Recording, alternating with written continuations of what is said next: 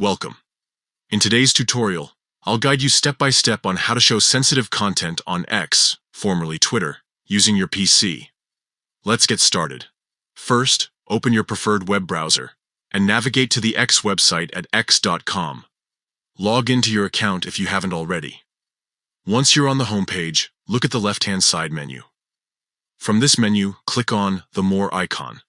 This will expand additional options for you to choose from. Next, select Settings and Privacy from the list. A new page with various settings will open. Now locate and click on Privacy and Safety.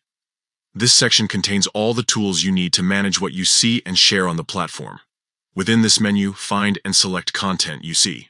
Once inside the Content You See section, look for an option labeled Search Settings.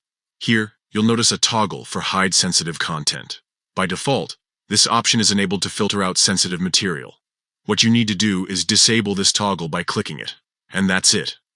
By following these steps, sensitive content will now be visible in your feed and search results. If at any point you want to revert these changes, simply follow these steps again and re-enable the Hide Sensitive Content option. Thank you for watching. Be sure to explore other settings in X to customize your experience further.